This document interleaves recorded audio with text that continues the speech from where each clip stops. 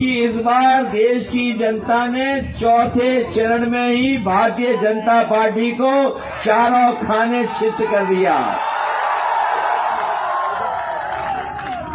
ये लोग जो बहुत ऊंचाई पर पहुंच गए थे और इनका अहंकार ये कह रहा था कि वो इस बार 400 सीटें जीतेंगे, 400 पार।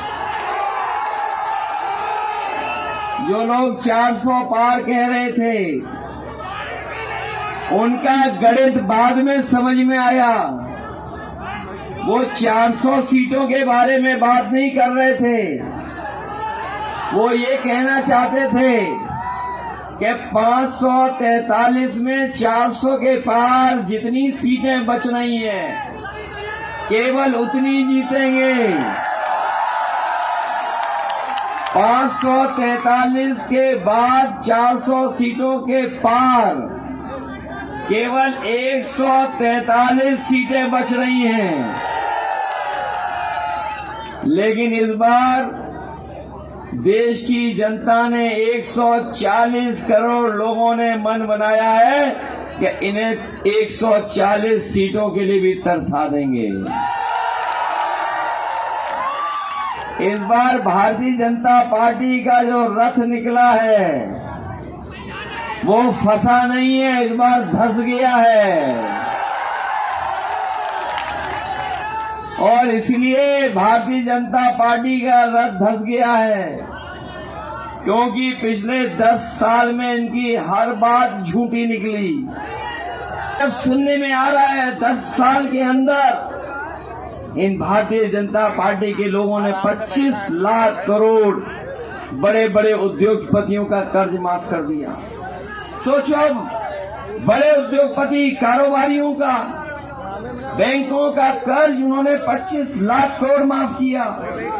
लेकिन वहीं हमारा किसान जो लाखों का कर्जदार है, करोड़ों का भी कर्जदार नहीं है। इन्होंने किसान का दुख दर्द नहीं समझे, उनकी मुसीबत परेशानी को नहीं समझे। इन्होंने कारोबारियों का कर्ज माफ कर दिया, लेकिन हमारे किसान और गरीबों का कर्ज माफ नहीं किया। इस बार इंडिया गठबंधन ने तय किया है कि अपने किसानों का, गरीबों का लाखों लाख जो कर्ज है उसको माफ करने का काम होगा। 10 से ज्यादा परीक्षाओं के पेपर लीक करा दिए, रद्द हो गई परीक्षाएं। ये सरकार ऐसी है, बताओ, जो अपना लीकेज नहीं रोक पा रही है। वैसे तो गरीबों के लिए बुलडोजर लेके तैयार रहते हैं, गरीबों के लिए बुलडोजर तैयार रहता है, अन्याय के लिए बुलडोजर तैयार रहता है। लेकिन ये सरकार अपने लोगों से जो पेपर लीक करा रही उनके लिए बुलडोजर इनका तैयार नहीं है। याद रखना नौजवान, ये पेपर लीक नहीं हुए हैं। ये भाजपा सरकार ने पेपर लीक इसलिए कराए कि आपको नौकरी न देनी पड़ जाए। बताओ, 4 जून के बाद इंडिया गठबंधन की सरकार बनेगी और अग्निवीर व्यवस्था हमेशा हमेशा के लिए खत्म हो जाएगी। हमारे नौजवानों को पक्की नौकरी दी जाएगी। जो सम्मान के साथ वर्दी पहनना चाहते हैं उन्हें पक्की नौकरी दे करके हम अपने नौजवानों को देश की सीमा के रक्षा पे भेजने का काम करेंगे। ये जो कांग्रेस पार्टी के नेता का भाषण चुरा लिया है, खटाखट वाला,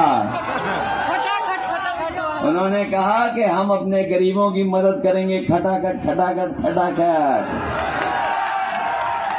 तो अब बीजेपी वाले कह रहे हैं हम लोगों को, लेकिन सोचो आप, बीजेपी वालों ने अपने मित्रों को पहले ही एक एक कर करके विदेश भेज दिया।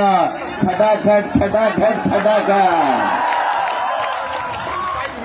और आपने देखा होगा इलेक्ट्रोल बॉन्ड का सब पैसा और चंदा लूट लिया।